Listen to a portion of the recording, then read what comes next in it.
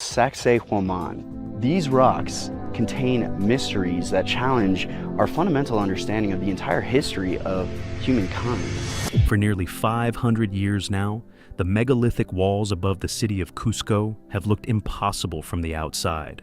100-ton stones cut and shaped to fit together without a paper-thin gap. Earthquakes that flatten entire cities pass through them and leave the joints tight. Everyone assumed the strangeness ended where the wall met the ground. It did not. The history of a site like this is way more ancient, way more mysterious, way more incredible than anything that we today currently understand. New ground-penetrating radar scans at Sacsayhuamán just returned signatures from beneath the foundations themselves. Geometric shapes, buried alignments, something older than the walls everyone has been photographing for centuries. And whatever is down there is about to rewrite the entire story. The scan that found too much. This was supposed to be a routine survey, the kind of project that adds a footnote to a textbook and gets archived. Marin's team came to Sacsayhuamán with 3D scanners, ground-penetrating radar, and geological analysis equipment to refine the existing model of how the famous walls were assembled. We are a Swiss company. I started participating in this project since last year. We brought one of our instruments. Now, he's in charge of the archaeologist. He's been sending information. He's been sending data. We trained him, and now we help him with the post-processing of the data. Refine, not rewrite. The first day's data fit the textbook. The second day did too. By the third pass over the upper terrace, the radar started returning signatures that did not match anything the team had planned for. Foundations below the foundations. Cavities where the bedrock should have been solid. Alignments running in directions that the visible walls above them ignored entirely. Now, here is what nobody tells you. These signatures were not faint. They were not edge-of-error blips that a skeptical reviewer could wave off. They were strong, repeating, and consistent across multiple passes with multiple instruments. Whatever was down there was substantial enough to bounce radar like a basement wall. Marin reviewed the data with his geological analyst that evening in the field office above the ruins. The man's reaction was understated and, in a way, unforgettable. The feeling, he said, the very strong feeling, was that the team was looking at a two-phase construction site. Two distinct construction events, two different sets of builders, possibly separated by a stretch of time nobody had yet been able to measure. Two phases, different hands, different eras. That sentence detonates everything. Because if the upper walls and the buried foundations were not made by the same people, then the most famous stonework in the Americas may be sitting on top of something older, something the Inca inherited rather than created. And the question that has haunted these stones for centuries returns louder than before. If the Inca did not build the original layer, then who did? And why has nobody ever been able to find their bones? The geological analysis sharpened the picture even further. The bedrock under Sacsayhuamán shows signs of deliberate shaping that extends meters below the modern ground line, cuts that match no natural fracture pattern, surfaces that appear to have been leveled before any wall was raised on top of them. In a few sectors, the radar response indicated dense material arranged in geometric patterns that fall outside any natural geological signature.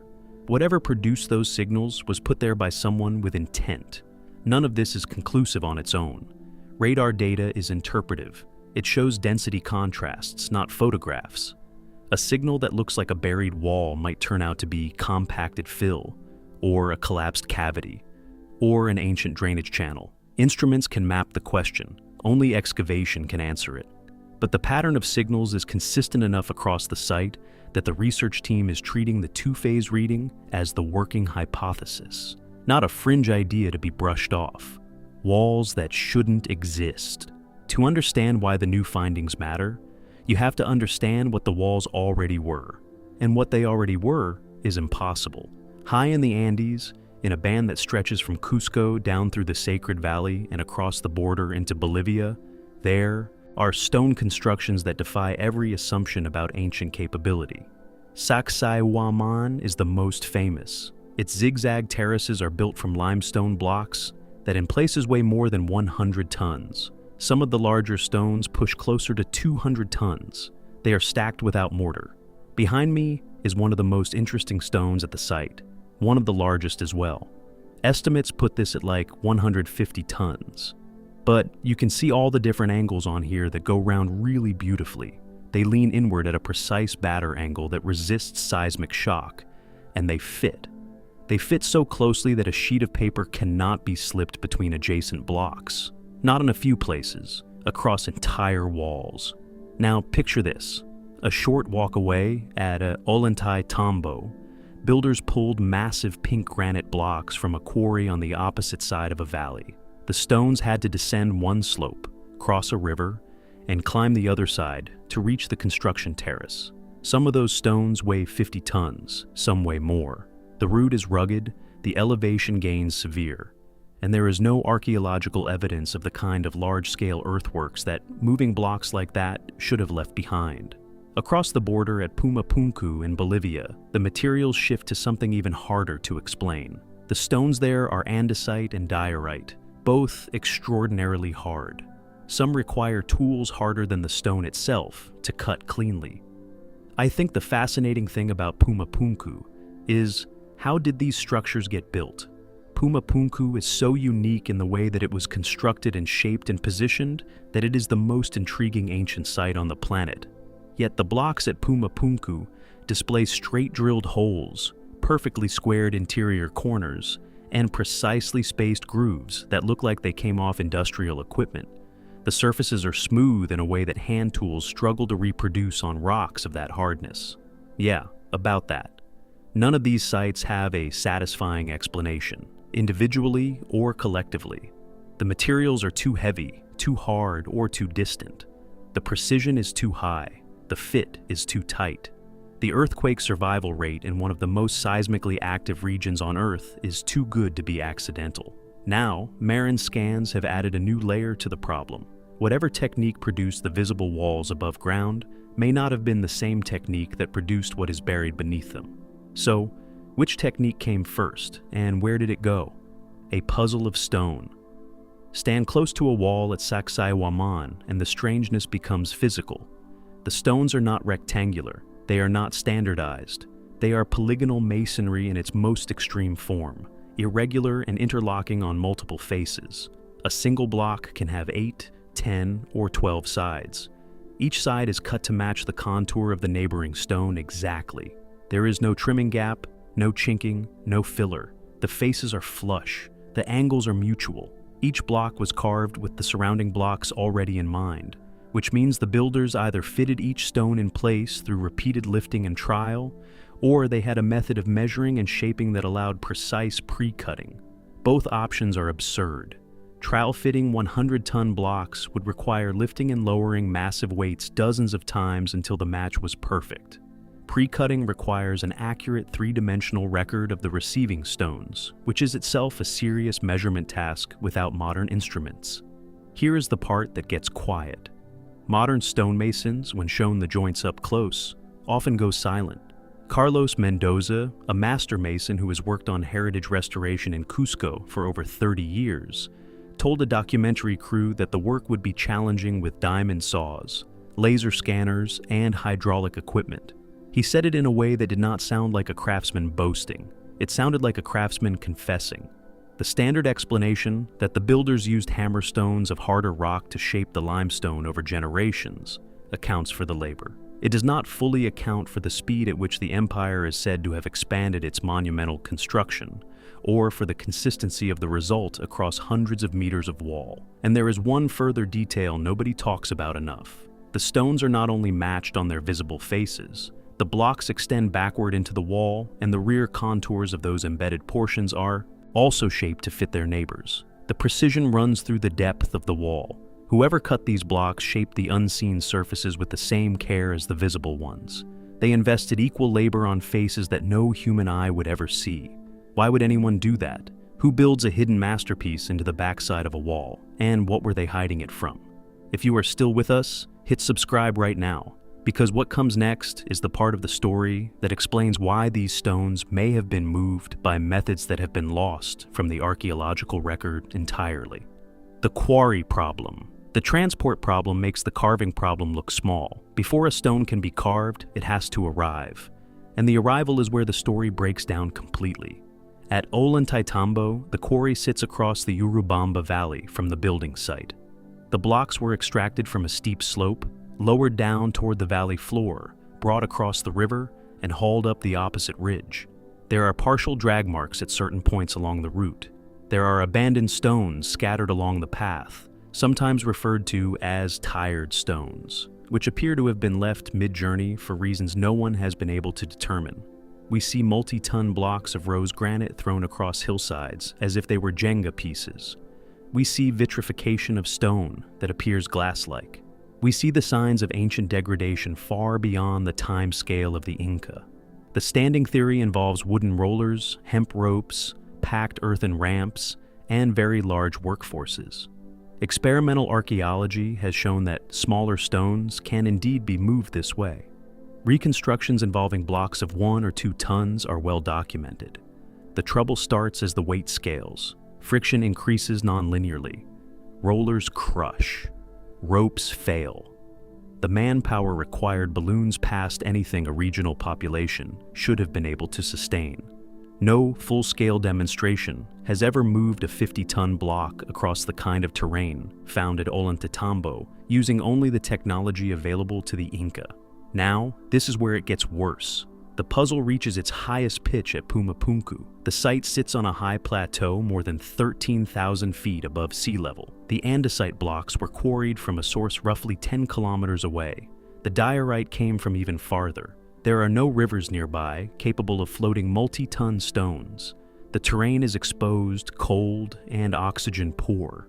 Sustained heavy labor at that altitude is brutally hard for modern workers fully acclimated and equipped, let alone for a workforce relying on llamas and reed ropes.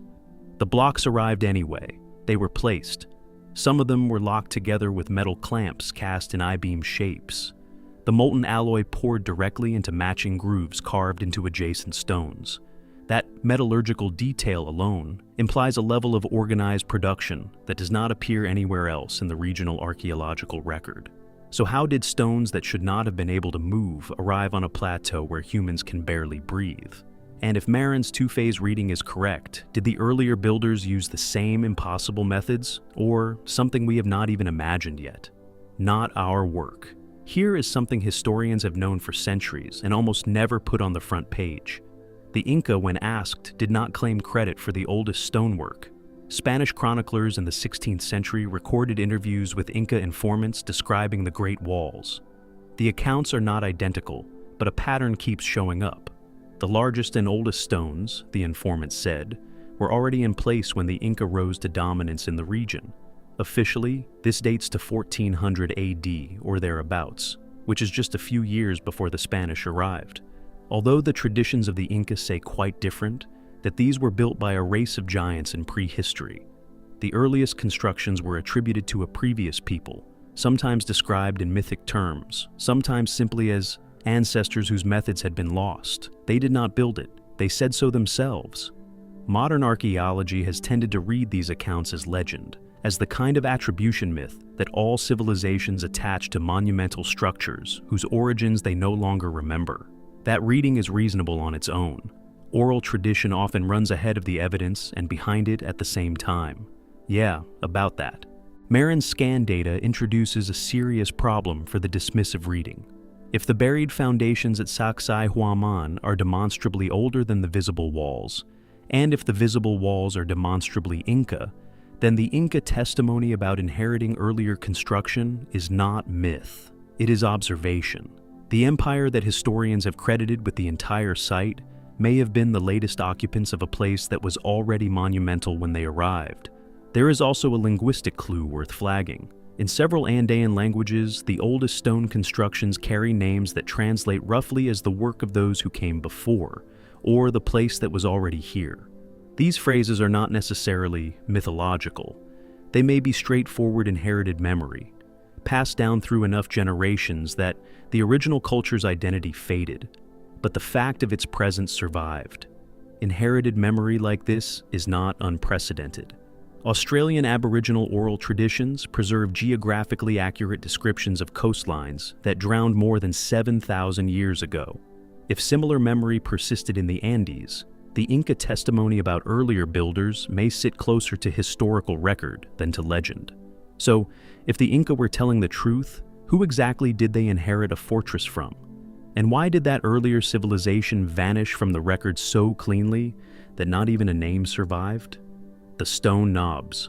Across Sacsayhuamán, Ollantaytambo, and several smaller sites, certain blocks display features that nobody has been able to interpret with confidence. The most discussed are the stone knobs. These knobs, or nodules, are really interesting because conventional archaeologists say that they were used to tie ropes around in order to put the stones into place. Look at them closely.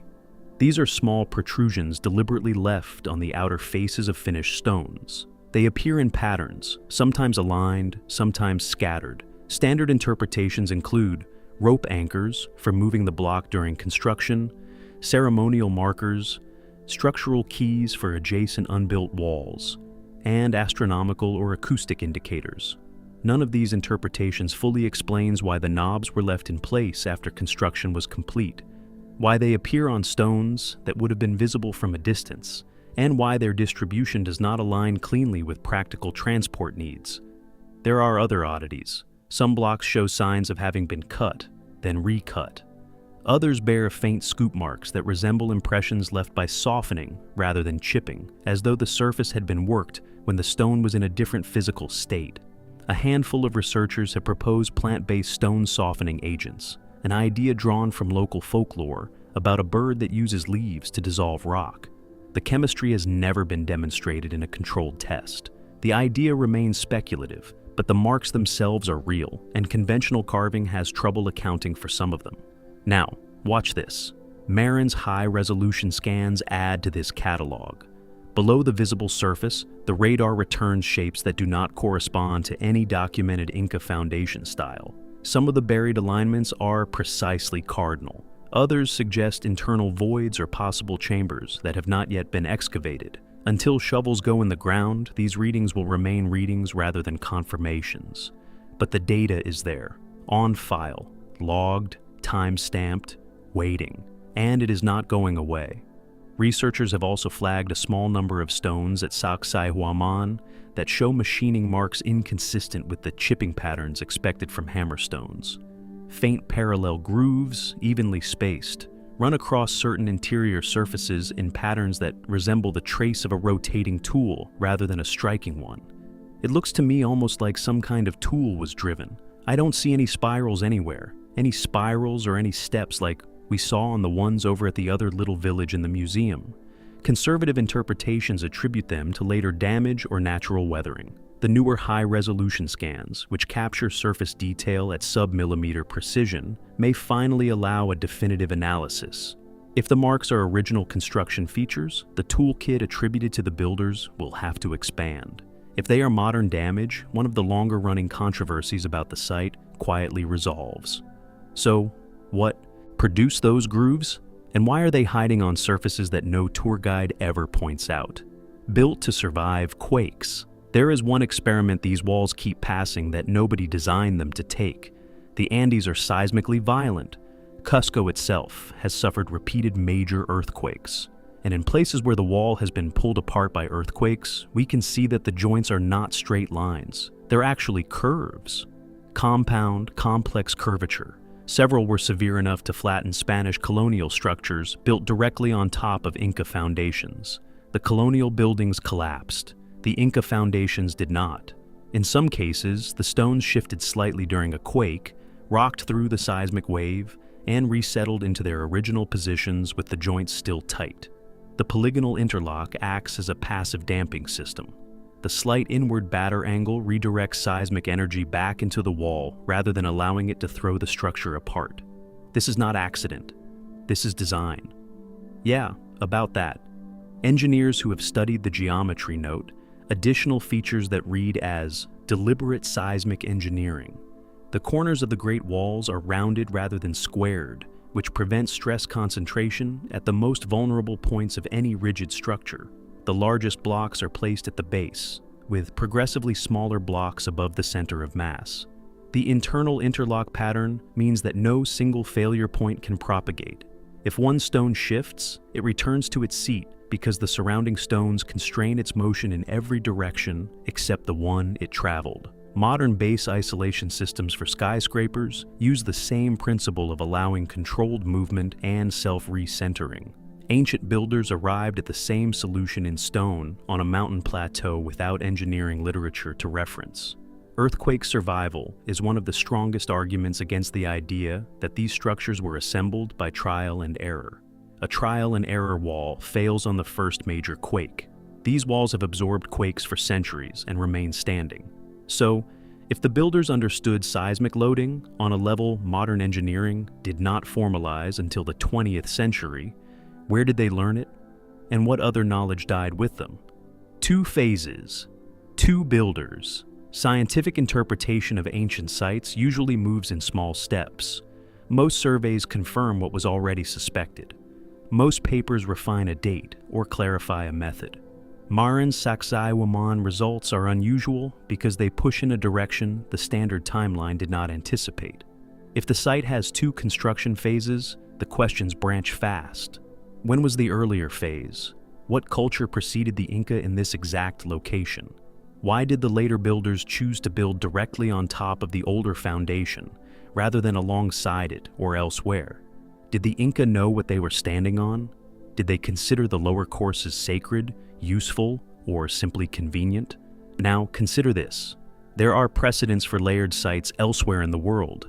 Göbekli Tepe revealed that monumental architecture predates settled agriculture by thousands of years.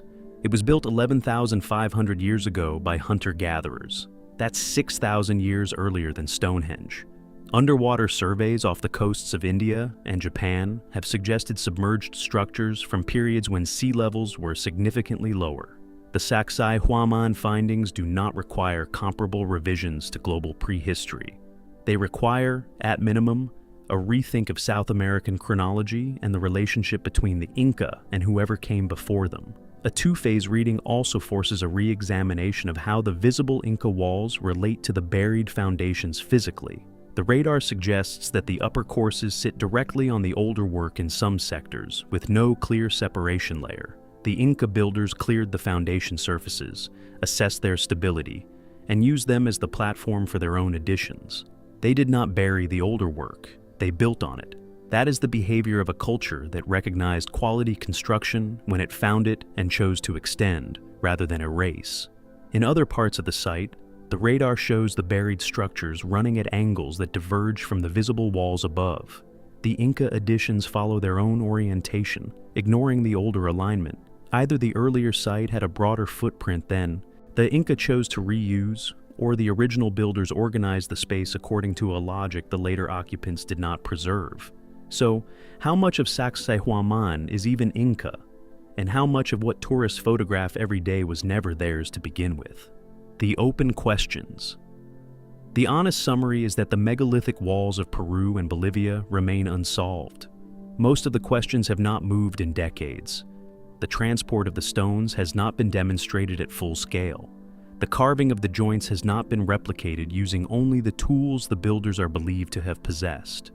The cultural identity of the earliest builders, if they were a separate group from the later Inca, has not been established. The purpose of the stone knobs is undecided. The buried structures detected in Marin's scans have not been excavated. What changed is the shape of the mystery. The question used to be how the Inca did it. Now the question is whether the Inca did all of it, or whether they finished a project someone else started. So, who started it? And what happens when the first shovel finally hits the layer underneath? The walls still speak. The instruments that found the buried structures at Sacsayhuamán did not invent new walls. The walls have always been there. The stones have always carried whatever record they carry. What changed is that the technology finally caught up far enough to read a deeper layer of the file. Yeah, about that. This is the pattern that has held in archaeology for a long time. Sites that seemed fully understood reveal additional dimensions when new instruments arrive. LiDAR peeled back the jungle canopy of the Maya world.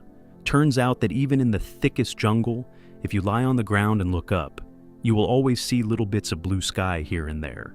And these billions and billions of laser beams find every little hole in the jungle canopy and exposed entire urban networks that ground surveys had missed. Multispectral imaging recovered erased text from medieval manuscripts. Ground-penetrating radar has now begun, slowly, to do for stone monuments what LiDAR did for forests. The implication is that the megalithic walls of Peru are not done speaking. There are likely more chambers, more alignments, and possibly more phases waiting beneath sites that have been mapped 100 times from above.